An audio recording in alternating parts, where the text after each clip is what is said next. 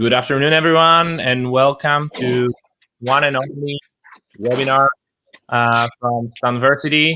And tonight, our guest speaker and our guest is one and only man of Renaissance, expert in so many things that take me like 10 minutes to tell them all. So I will just let him do the speaking.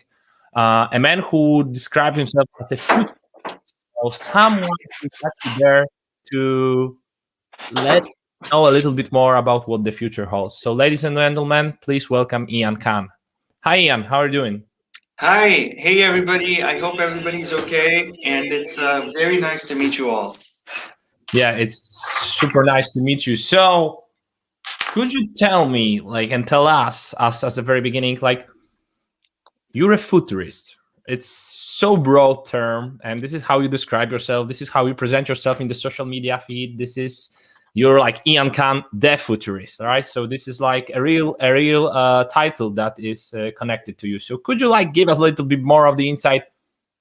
Who is a futurist and why you're dealing with this area and why you're in it?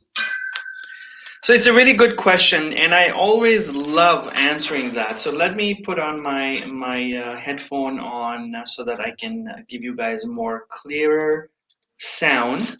A futurist is honestly a futurist is someone who looks at data. It's someone who observes the world around and makes conclusions about what is expected to happen or what should happen or what must happen. Now, there are different types of futurists. You can have an economist who's a futurist, you can have a medical futurist, and I am a technology futurist. So I dwell only in technology. I cannot tell you the future of medicine. I don't have the cure for COVID-19, but I can with some guesswork and some additional reading and some observation of facts can potentially tell you what is the impact of a technology on work. How can business change because of certain technologies? What is the state of productivity in the future because of certain technologies, and all of that? And that is a futurist, and that's my job, and that's my role. That's what I do for a living, is help understand the trends that are shaping the world and where are we headed. I hope that Sure. that helps. Yeah, that's super interesting. So what is the difference between a futurist and forecaster?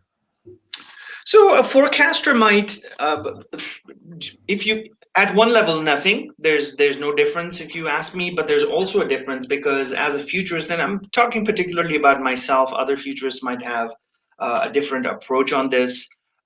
It's beyond just numbers. It's a forecaster might be able to forecast numbers and exact pinpoint exact trends that might take place financially. But as a futurist, sometimes you are generally forecasting the future or not predicting. No futurist wants to predict the future, but also you're looking at some finer trends. So you can talk about hard trends, soft trends, things that will absolutely happen, and things that may happen or may not happen. And that's kind of the area where a futurist operates.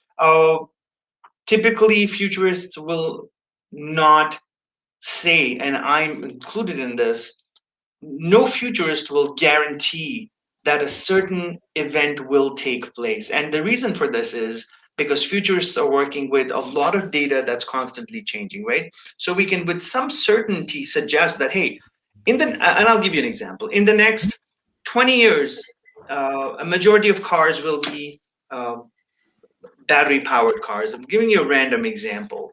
And maybe in the next 10 years, some event takes place and that doesn't happen. And that's when a futurist recalibrates and talks about what the possibilities are. And it keeps on changing every year. So yeah, that's how I define it. So it's in other words, it's like I actually read about that in the book called super forecasting, where you need to recalibrate your constant forecast. So what I'm saying, what I think, and correct me if I'm wrong, is like you operate on the current state of knowledge that is happening, let's say, on the market, in the economies, in the world. Correct. And you base some assumption, and you create some assumption based on that, and they can change once the information input changes. That's correct. So, what businesses are seeing and have seen over the last many, many years is that it's necessary to not just analyze business and the future that your business might encounter from a financial perspective. You've got to know how the world around your business is being impacted. Since the start of the industrial ages, we're going back 150 years. Technology has had a profound impact on what entrepreneurs have been able to do, right? Have they been able to produce goods on a factory floor? Have they been able to transport those goods? What about logistics? What about manufacturing? And all of that has been impacted because of technology. So it becomes important to understand, and I'm talking from my perspective, from a technological perspective, what is the impact of anything and everything on business, right? And we can talk about individual technologies as we go into the session as well. Okay, cool. So we know that you're a futurist. We know who the futurist is. So could you tell a little bit more about yourself and your company, what you do there, and what is your, as you said, you specialize in technology future, but if we double click here on that, what is your specialty? Absolutely. So in terms of technology, it could be anything, right? There's so many technologies out there. It's just an endless pit of knowledge that we have to deal with. My particular technological expertise is in Industry 4.0, artificial intelligence, blockchain. Of course, cloud is just a part of who we are now. But these are the core technologies that I'm working with. There's others on the periphery that I'm constantly researching, talking about, helping advocate for. There's 3D printing as an example, additive printing. There's softer technological areas such as experiential development of the future. And I'm working on a report right now I was telling you about, which is on, let's say, the future of work. And in the future of work, I'm looking at 7 core pillars of what the future of work is going to be based on. And I can talk about that with you as well.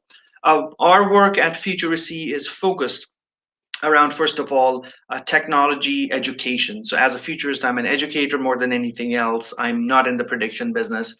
But how do we educate audiences, leaders, learners, managers, individual contributors into understanding literally the basics of technology? And I have a few series of videos that are on YouTube and other platforms. On Udemy, and I have a course.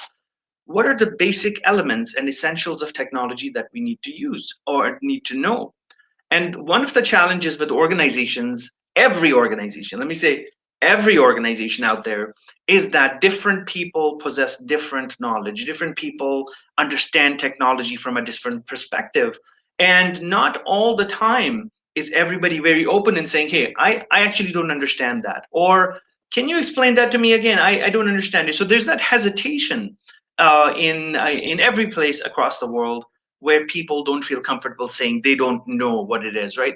And so we're in the business of breaking that down and really simplifying that so that everybody in that organization is at the same level. Everybody understands the same concept. So now we can have the conversation at the same level and be productive and efficient and do whatever you want to do as an organization. So that's number one, is the education business.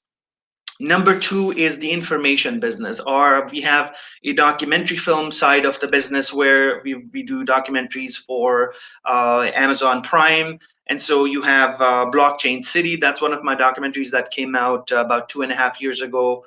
We had one more come out this year called GX Now, and it's about government experience now. And then I have 2 more projects coming up. One is Artificial Intelligence, The Next Frontier. That's coming out at the end of this year. So we're midway filming that.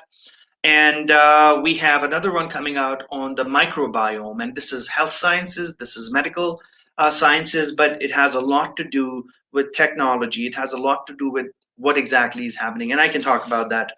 So that's the technology evangelism side of business, helping advocacy reach a broader level of people, not just businesses or leaders, but everybody who's watching content, because we want to spread that good information out there and get people excited about what they can do in the future, right? Get students excited into saying, hey, I want artificial intelligence to be my career, or I want life sciences to be my career. So somebody's got to go there and help do that. And we love doing that. So we're doing that. We also have an agency, a digital agency side of the business, where we work with associations, accounting firms, manufacturing companies, the whole load, to help with their digital enablement, to help with their transformation, the digital transformation, right? And how to be more efficient at business, and so on. So these are the main pillars of our work, and my role is to help guide the organization go forward, to target projects, to work with clients, to go out and speak. Like, I am a very active keynote speaker, and I'm out on the road typically a lot. Of course, the last 1 year during COVID has been a bit different, but things are changing now, and so I'm going to be out and speaking at different conferences, events, workshops, conducting master classes, and really helping a lot of other clients with where they need to be. In terms of clients and who we work with private organizations, associations, governments, the whole works. Everybody is a client. I can't hear you for some reason. I was on mute. So sounds like a dream job for someone who was on, who's interested in technologies, right? You're pretty much evangelizing people and making kind of ensuring that they can go through the digital transformation in a more like informed way, right? Rather than kind of be more active rather than passive when it comes to you. It is very enjoyable for me personally myself, and I'll tell you a little bit more about where I came from, so that that journey is. That is actually a question I wanted to ask you. So Okay. what is the origin of that? Of course, absolutely. So I'm an engineer. I studied engineering back in my university, but I've always been curious about what else is there to whatever I'm doing, right? So after my engineering degree, I did my computer programming. I did my Microsoft certifications, MCSC. 20 years ago was a big deal, and so I did a bunch of other things that I had to go and explore in terms of career and what I should do. That led me to chasing a career in the energy industry. I then moved on to the information industry, and this is 25 years ago. I worked with within the SAP ecosystem, the Microsoft ecosystem, and gathered, I would say, a lot of experience working for others and working with really large organizations, which is a good lesson. It's an amazing lesson to work for others and to learn and to be part of something big, right? It's always great to do that.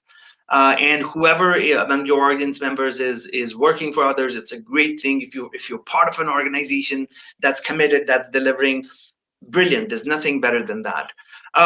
My personal story was that I really wanted to do something different. I've always been passionate about teaching, about educating, about helping. And that led to me saying one day to myself that, hey, I think I need to do this on my own, because my expression of who I am is not fulfilling right now. And I need to get out and I need to write some books. I need to talk to more people, meet other people, and tell them what I know or what I have learned or how I see the world. And that led to me saying, okay, let's let's go independent and find a new way to help people. Cool. And so Futuracy, the organization, we've been in business for about 14 years now, but the big push has happened about 8 years ago when I turned fully independent, and I've been doing it since. Cool. That's an amazing over 20 years story. So there's a lot of experience in it. So Ian, so let's shift gear. You have mentioned the future of work, and this is something that I wanted to ask you from the very beginning when I was outlining this interview with you today. Yeah. So, what the future holds? If I ask you this very open and probably not an easy question, but could you tell me a little bit more with you and your experience as a futurist, what the future holds when it comes to the actually like the thing we call smart working? Of course. So work has always been changing. Work has always been transforming since the early ages, right? We saw, and I'm going to go back into a quick lesson of the Industrial Revolution. I know probably your attendees already know that. But the Industrial Revolutions started with the invention of the steam engine, right? Before steam Yeah. engine, people were literally using their hammers and axes and doing whatever they did manually. It was the age of manual labor. But then with that invention of the steam engine came power that could do 10 tons of power. You could transport locomotives and have now trains and transport different things. And that was a really, really big thing. So work transformed right there. In an instant, you now had a way to automate things, to transport things, to add scale to whatever you did. And then we had the invention of electricity, which did something bigger, and now you could transport that energy from one point to the other in a much different way, much efficient way. Again, work changed the way people put effort into things, and that translated into an output that created value for someone. That's what work is, right? That's what exactly work is. We put effort into something, and that translates into value for someone else. So that happened. We then went into the third industrial age, industrial revolution, and that gave rise to automation, SCADA systems, that gave rise to factory floors, automation, manufacturing lines, and that added a lot of scale and capacity to what we were doing because of electricity and steam and so on and so forth. So now they say that we are in the fourth industrial revolution where man and machine are coming together, and there are many stories of that. Neuralink and a bunch of other companies are doing that. The Tesla car, space travel, all of that is part of Industry 4.0, where people and machines work much together in sync with each other, and we are literally pushing the boundaries of where we can be. So work is again transforming. And the one thing that we need to realize between all of this is what is work, right? I constantly question this, and I question people that I'm speaking to. What exactly is work? What do you do for work? And I feel that many people think that just because they put manual effort into something, they're on their keyboard and they're typing something, they're spending 8 hours a day at their organization, they're working, that is work. I don't think so, right? Because a lot of that can be automated. A lot of that can just be taken away from you because of computers, because of technology. What is work for you then, right? So going back to your question, the definition of work really needs to be understood, and it's very personal for everybody to recognize what are they good at, what is their contribution to the world around them, and how do they create value. And so this work has been changing, and it's also consistently changing going forward. And we can talk about the future of work and what are some of the things that will completely change this as we go forward 2, 5, 10, 50 years from now, right? So first thing is, what is work for you? And I want all audience members to think about it, all listeners to think about, what is their typical day like? What are all the things that they're doing in their day? And what part of that can they automate, right? Because automation is actually a good thing. And we'll talk about that as well, that why is it a good thing? That's kind of the basis of the future of work for me is, where are we going with what we do, right? And what is it that we do? Does that make sense? Yeah. So redefining what the work really is, right? This is how I see it. Absolutely, absolutely. Now, look at some of the industries out there. Um, I'll give you an example. The accounting industry, right? It's a very nice industry that has been out there for 500 years. 500 years ago, modern accounting was invented by somebody called Luca Pacioli, and he invented the modern day accounting method.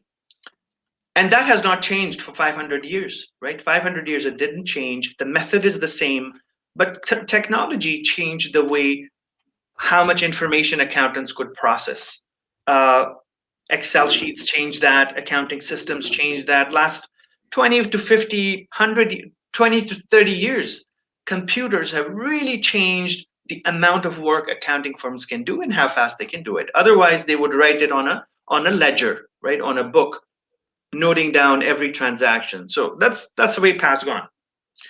Now, the accounting industry is changing so rapidly because of artificial intelligence, because of blockchain technology, that experts suggest that in the next 10 years from now, we cannot predict what an accountant will do. We just cannot predict what an accountant will end up doing.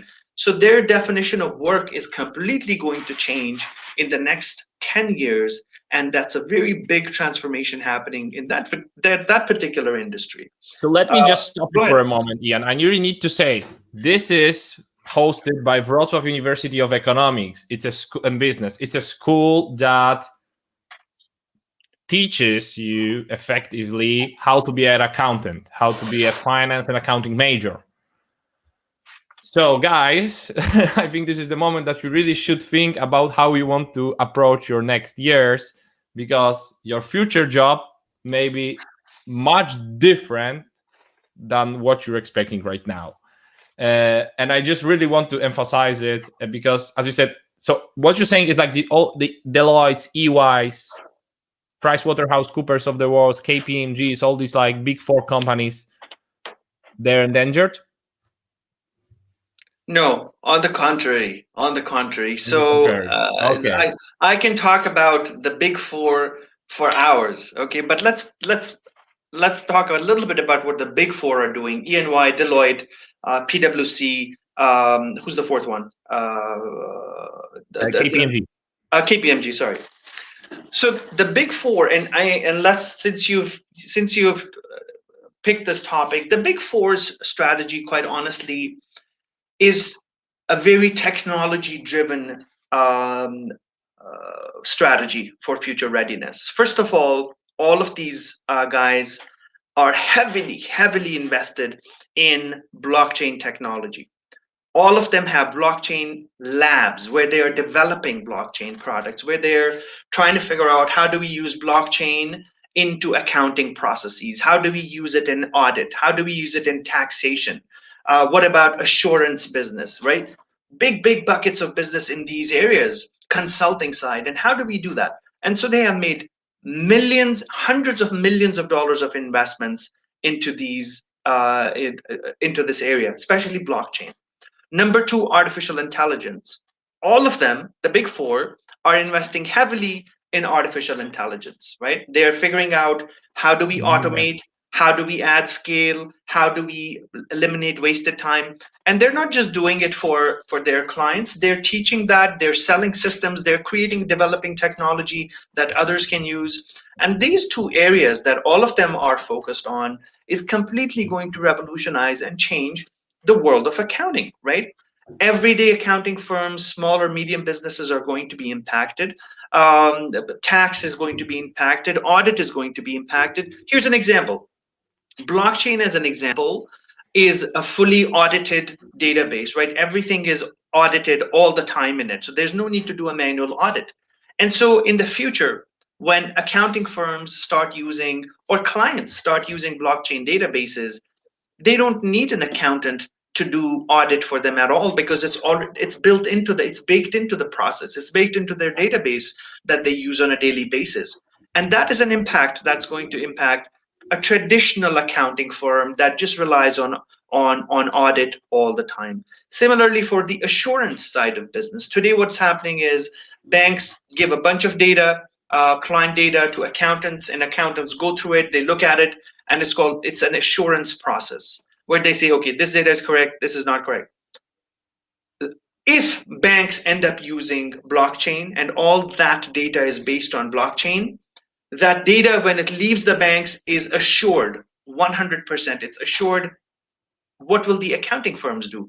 And that cuts that business side off. So accounting firms have to really think about where is traditional accounting going and what is the way forward. And there's many different aspects to it and what they can do. But honestly, the big four are spending about more than $2 billion collectively per year, $2 billion collectively per year, to just do research, just researching, buying companies, looking into what technology can do, what do we put where. That's their focus. So very heavily technology driven focus, which will really change traditional accounting to a huge extent in the next decade. It's funny that you're saying it, because if you combine the revenues, it is about more or less about 100 billion US dollars, more or less. So you're saying that they are spending about 2% of their entire revenue. Yeah, it's a lot. Yeah, it is a lot, and they're doing acquisitions. They're doing new products, so they're doing a lot. Yeah. Yeah. So Ian, like my wife asked me before I went on this interview. So you're having this interview with this guy who is amazing expert. Just please ask him, what is blockchain, and let him explain that to me. Because Okay. this is the question I was asked by my wife, and Yeah. this is like totally personal. And but I think I'm not the only one who wants to hear from someone who is, as you said, like an educator in the field. So Yeah. what is blockchain? How does it differ from the cryptocurrency hype that we're seeing right now? And how we can apply it in the day-to-day life? It's really a difficult question because it depends on the audience. Who am I talking to, right? Many times, what we uh, end up doing is talk in a very technical language with people who don't understand the technical side of things. So, if I talk about the hash cryptocurrency, if I talk about RDBMS and different types of databases, I'm going to lose everybody in 30 seconds. Everybody will say, "Oh, come on, there's another blockchain expert." But I think we need to simplify this approach a lot, so that an everyday person, maybe we can try to make them understand what blockchain is.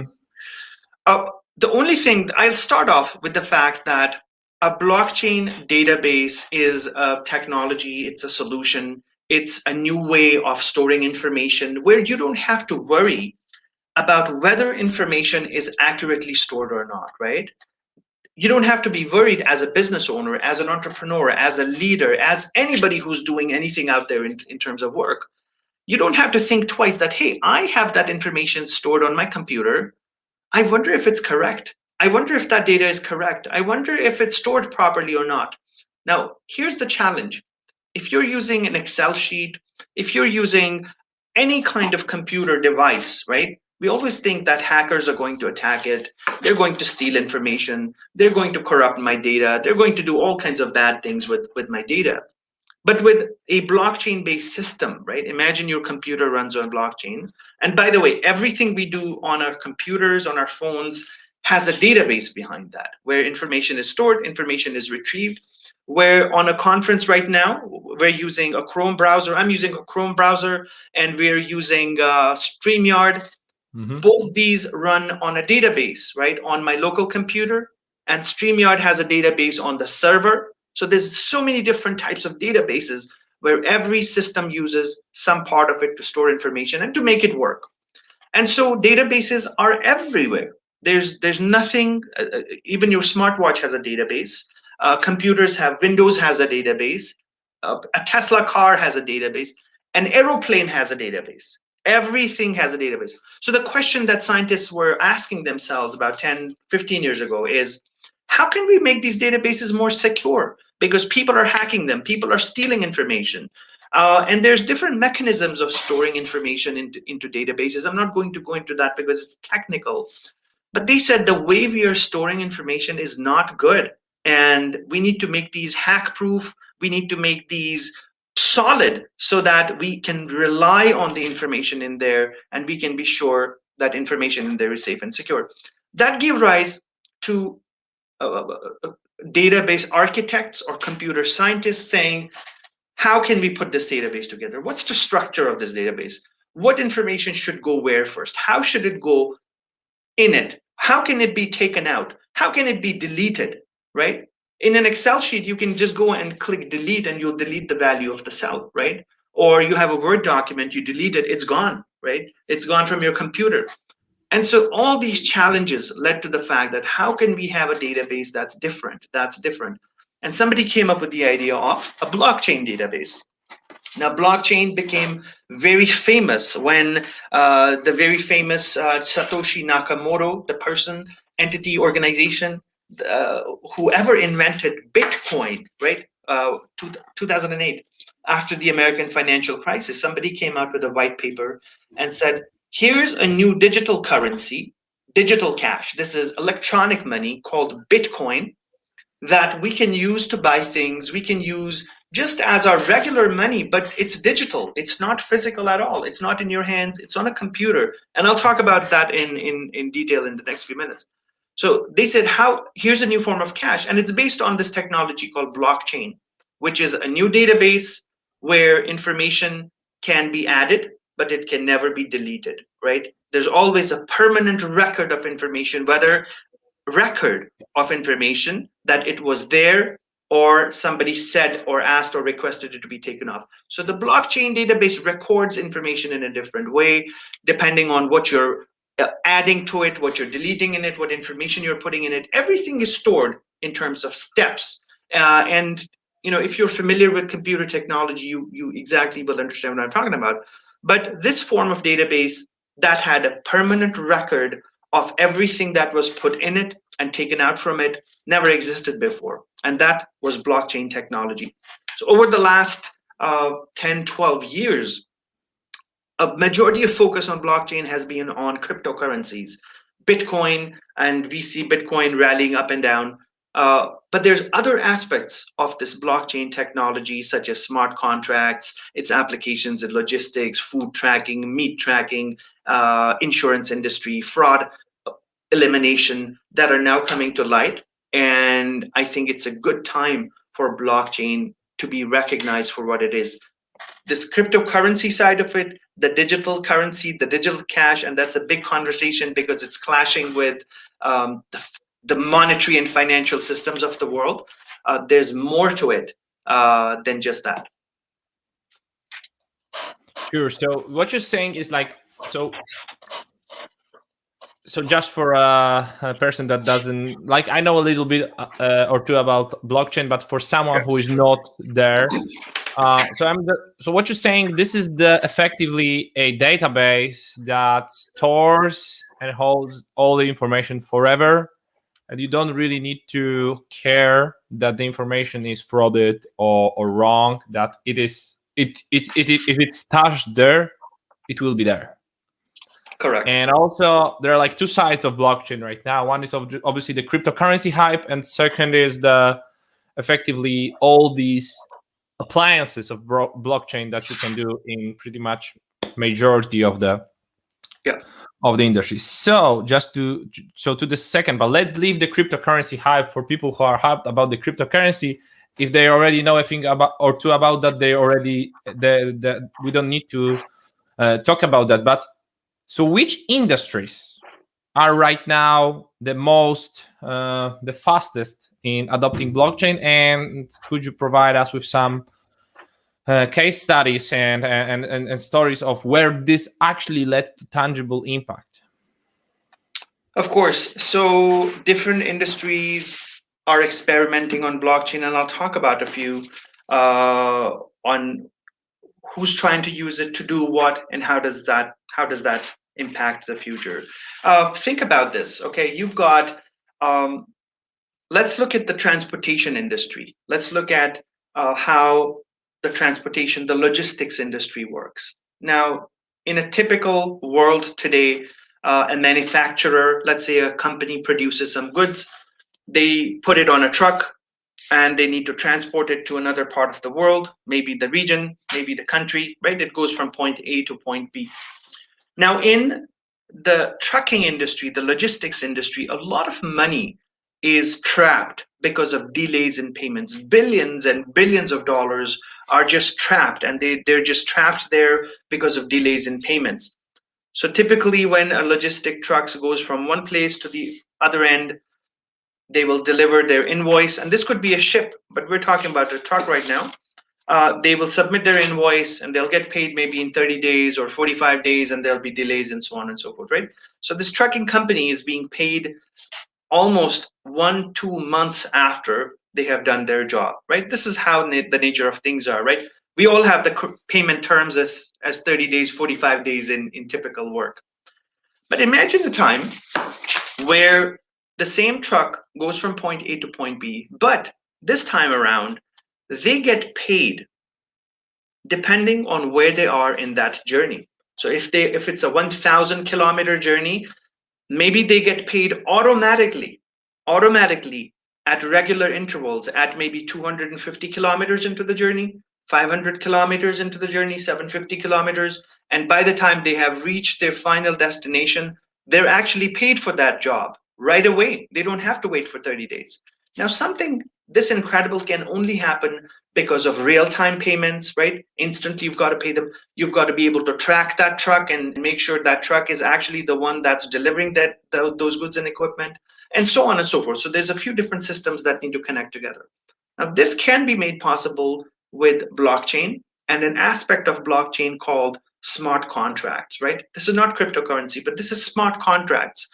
Imagine this entire logistics system, the tracking system, connected to the systems at the back end with the manufacturing company, so that the manufacturing company now knows exactly where this truck is. They have tagged their equipment with this truck, and they are constantly monitoring where it is with GPS. As this truck progresses, digital payments can now be made possible through, let's say, cryptocurrency as an example in this case, where based on the location of the truck, the trucking company can be paid in real time with cryptocurrency. This whole thing can happen because of blockchain technology.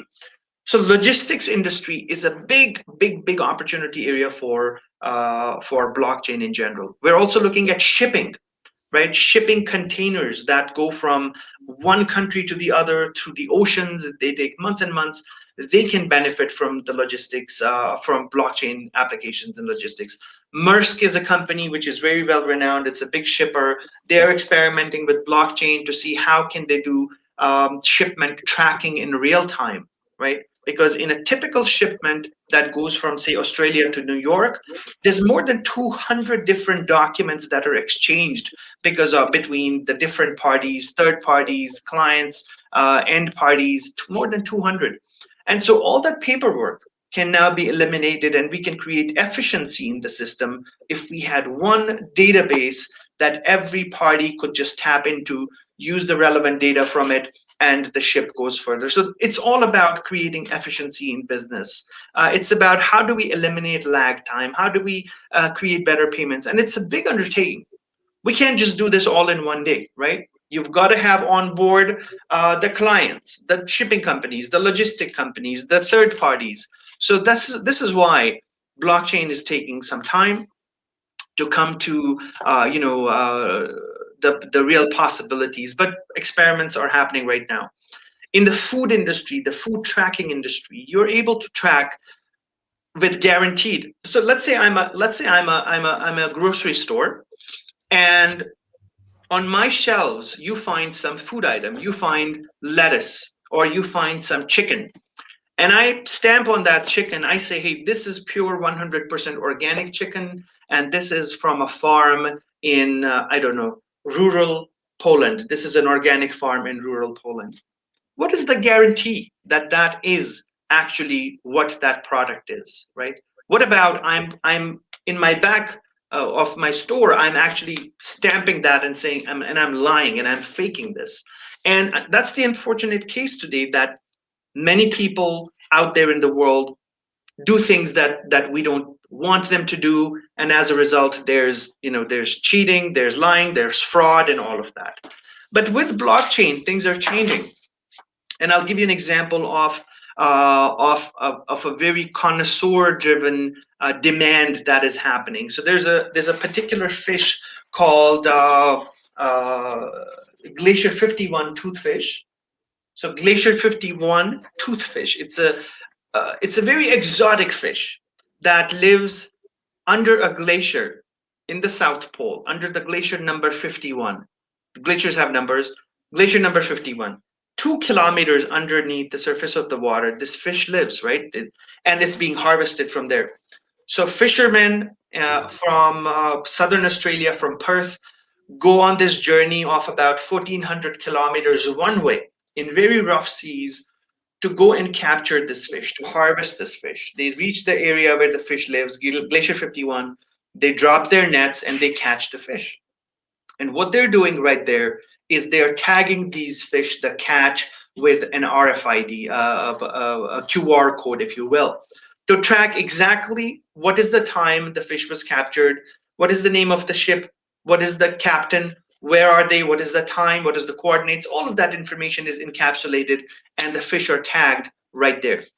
So now these guys make their way back to Perth to the processing plant for the fish, and they process the fish, they package it up, the factory processes it, and every packet is now stamped with where was it processed, what time was it processed, what was the origin of this fish. Every piece of information is in a simple barcode, right? Which is driven by blockchain. So all this information goes on a blockchain database.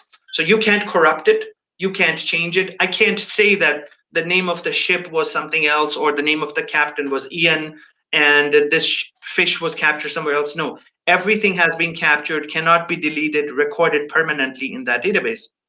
And so finally, this fish is sent out to the rest of the world. It reaches really expensive supermarkets where restaurants go and buy this fish. They cook it and serve it to patrons who are going to this restaurant to pay $100 or $200 for the dish, because it's really expensive, it's really prized. It's like wagyu beef from Japan.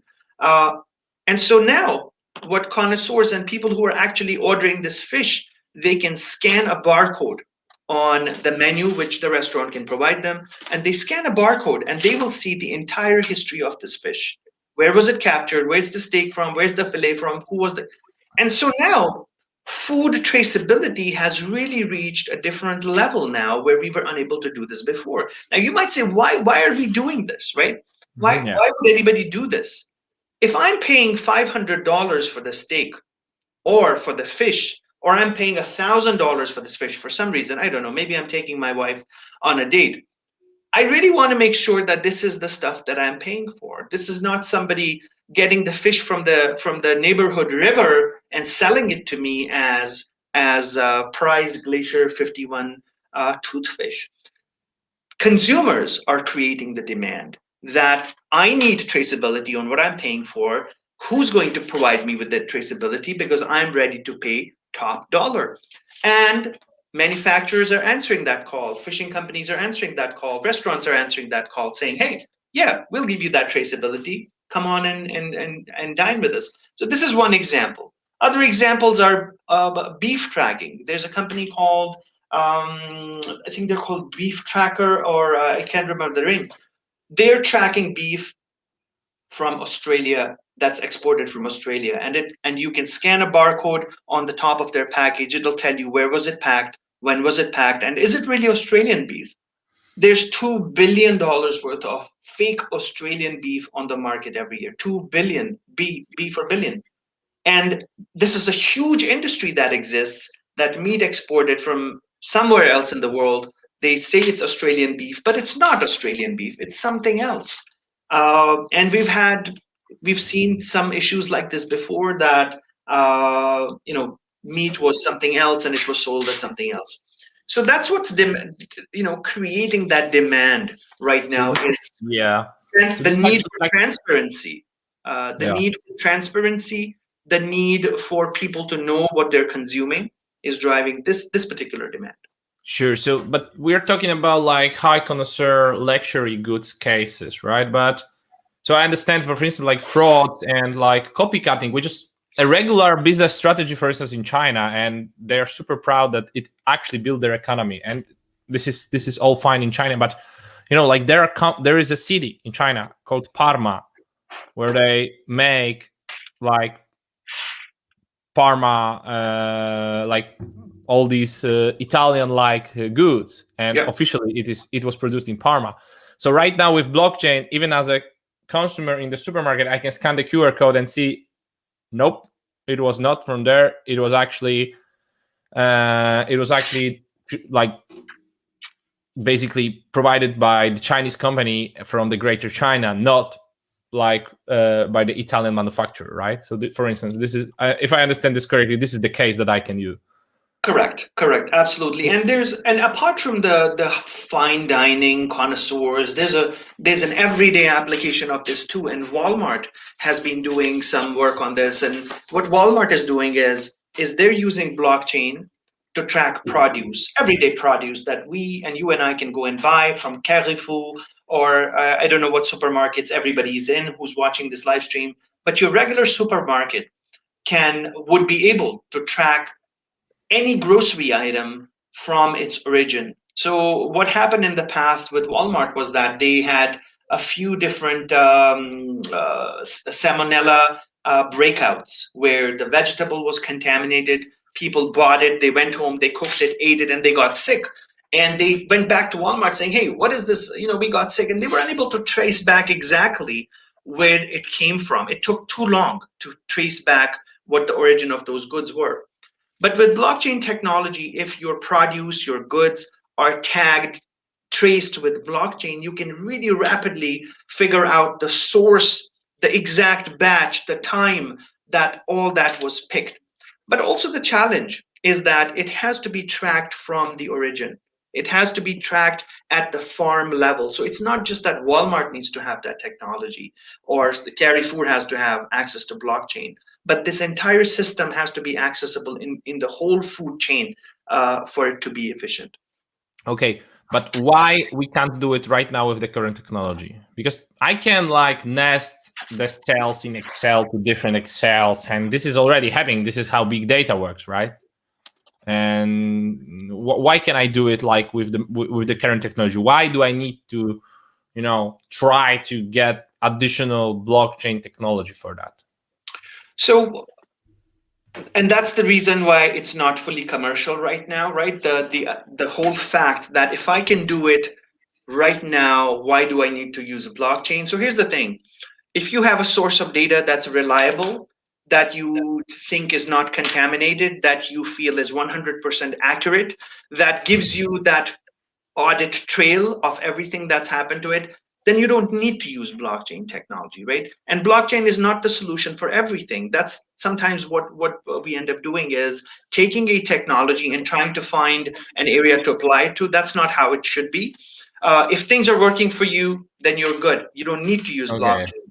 But in some applications, maybe I don't trust that my data is 100% reliable. Maybe I want that peace of mind. And going to the first thing that I talked about is that peace of mind that you get with blockchain, that, hey, my data is secure. My data has not been tampered with.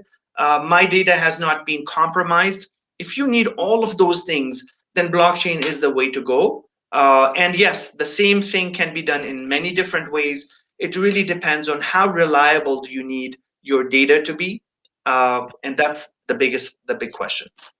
But this is actually, but right now, after you said this whole value chain thing, I see why it's so applicable coming to why we're meeting today for the industry for all, right? Because you can actually take this one small like widget, let's call it this way, from the production facility A to production facility D, as it goes through the whole value and production chain, and actually track it to the roots and why it was created in the wrong way at the very beginning, right? Because the machine in somewhere did this, right? And this is actually, you can track it back to the actually like exploring the root cause. And this is why it's so important. So I think this is something that we have covered pretty well. So Ian, we have some questions from the audience, as we have like about 12 minutes left. So sure. I think that we should actually, they were coming, but we were like showing them one by one. But actually, there are a few of them. So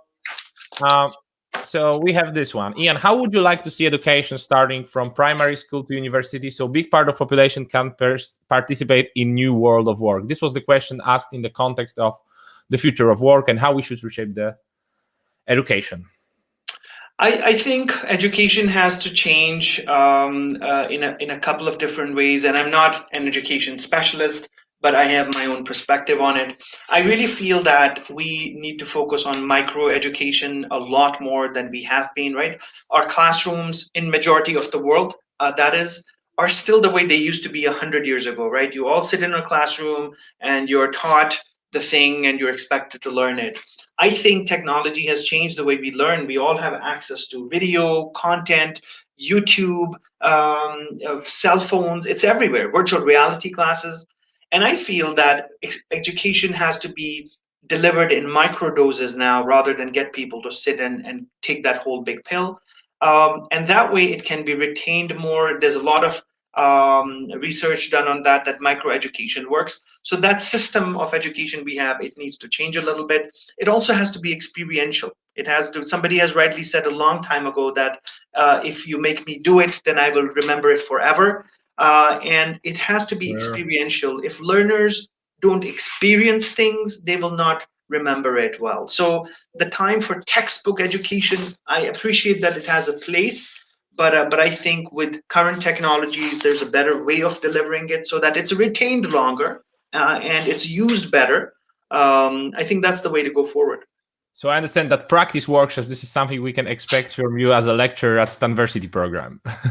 Absolutely. So the program we are going to run is going to be experiential. We'll work together on creating some kind of an outcome, and it's not going to be a one-way lecture. Actually, we'll get attendees to talk and share and ask questions so that we can together as a group solve the problems. That's why you're here. So great that you're mentioning. Okay, speaking about your accounting industry, so where should be accountants reskilled right now, considering that the education cannot provide for them? I think accountants, first of all, need to know their business. First of all, they need to know principles of accounting. You can't ignore that. Number two, the structure of accounting firms has changed because this trainee to partner model is being disrupted. Not a lot of people are becoming accountants. Accounting firms are hungry to make people into partners, which they don't have. And I think the entire model of accounting is changing more into consulting, more of technology consulting, more being the advocate for your customers rather than being a transactionary accountant who says, okay, here's the numbers and here are you.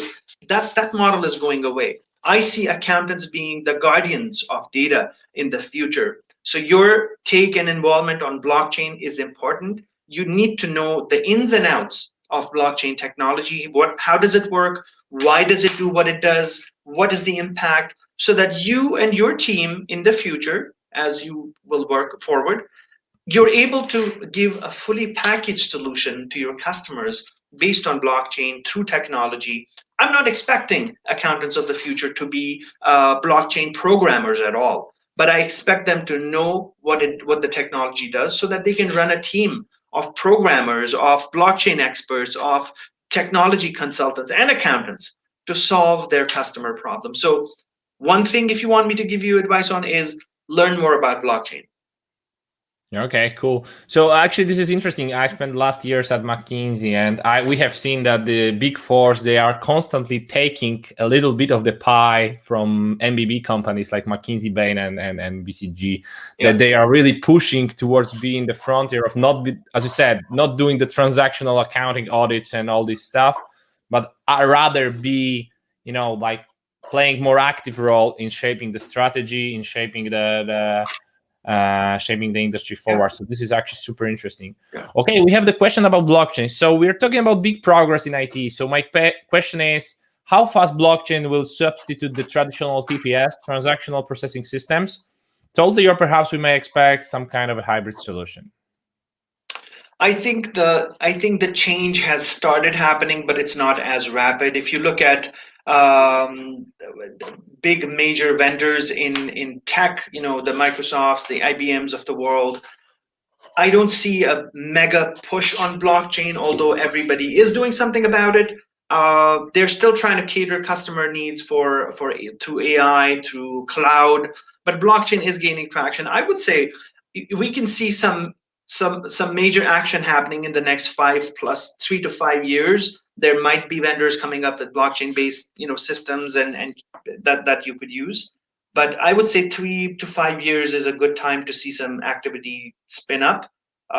10 years is a way, way, way far out time, which could be completely unpredictable. But 3 to 5 years is my estimate. Okay, so basically, in 5 years, the blockchain industry is supposed to grow 35-fold. So, but it's still the scale is relatively low, right? Correct. Right now, yes. Yeah. Okay, and who will operate platforms based on blockchain technology, and how they will be controlled if they serve many countries? Who will operate platforms based on blockchain technology, and how will they be controlled if they serve many countries? It's a complex question. I would say the people who are operating platforms now will do it in the future, right? There's only a limited amount of players out there in the world. Again, the same names, the Facebook, Google, IBM's, regional players. They have the scale, they have the capacity to, and it's just a matter of them taking on the technology and adopting to it. And that will depend on customer demand. Nobody's going to spend $100 billion on just putting technology in place because they like it. And this goes back into me saying that we have to identify a need before we say that blockchain is the only solution or is the greatest solution for it. Blockchain implementation is expensive, it's time consuming, it's not proven 100% right now. So I don't see it becoming a massively adopted thing by platform operators right away. You could see that happen maybe in 7 to 10 years, if at all, if needed. But if things are running without it, then I don't think anybody will adopt to it. Yeah, this is what you just said. Like, I don't really see the push from like the biggest tech companies in the world. Like maybe for Apple, like considering their security programs and all these things regarding the generally like securing the privacy of their users. This is actually where they might invest in it. But like considering what Facebook does, Google, like. For instance, if Facebook went into blockchain, everyone would know who is paying for the political campaigns there, right? Yeah, it's not absolutely. in their best interest. Exactly. Yeah, so it's not necessary that blockchain is the best solution for everything. People might not go for it. Yeah, I get it. Like, yeah, I see more niche. I see more niche applications in specific industries, right? So again, going back to accounting, PwC might come out with a new system that's blockchain based and that has everything on blockchain, or a manufacturer might come out with a new, I don't know, product that can be traced based on blockchain as to what the origin of all the ingredients of that product are. So there's niche applications that will be driven like document processing, for instance. Yeah, and it'll be driven by customer demand. So that's how things will succeed. Yeah, we are actually like I was consulting like a company where they're doing this. This is called Doxy Chain. They're actually doing what PandaDoc or DocuSign does, but in the blockchain. And this is like super strong application for legal tech and fintech, right? For banking, for all this document processing. This like PandaDoc, like DocuSign tried to move towards blockchain, but they couldn't because of the technological debt. And these guys are actually doing it from the scratch, and they have a chance of changing it into the document processing. So it may, I definitely see the application here because it's secured. It's what happened to your document. So for lawyers and like financials, this actually makes a lot of sense. So totally get your point. Agreed. Okay, Ian. So do you have any parting words for our audience? And do you think there's something else that you would like to ask? I think my parting words are that we are living in an age of unprecedented technological change, right? Once you start uncovering the things that are happening out there, you find more, and then you find more, and you find more, right? In blockchain, I'll tell you right now, you have an emerging trend of NFTs or non-fungible tokens. Everybody's talking about non-fungible tokens. Yeah. And this is an evolving area. I wouldn't say it's a trend, it's an evolving area of blockchain. We had cryptocurrencies that are stabilizing a little bit. You have NFTs, you have smart contracts. There's way too much out there to learn. And the one thing that you can do if you're an individual contributor, you're a leader, you're a team manager, you're an entrepreneur, a CEO, is be curious and start learning about things, get your toes wet, do a course, register for this Industry 4 course that we're doing and the program that Stanversity is putting together with Rocklaw. This is going to be an invaluable resource for you if you want to get ahead of yourselves. Forget the competition, but if you want to do your job properly, your role properly, and take your organization further, then start investing in the course, because you're bringing together a lot of incredible people, talented instructors from across the world, who are going to be incredible at helping you understand where to go. And that's my advice. Register for that course right now. Yeah, cool. Obviously, like I totally get this.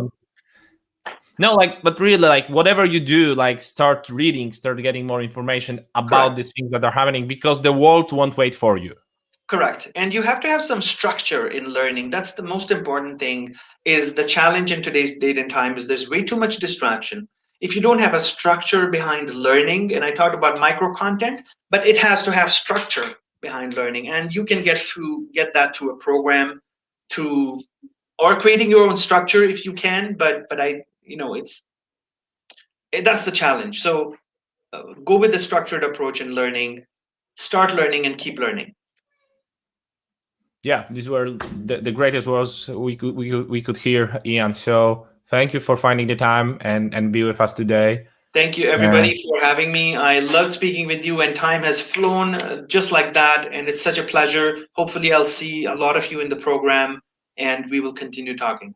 Yeah, we hope so as well. Take care, Ian. Thank Bye. you.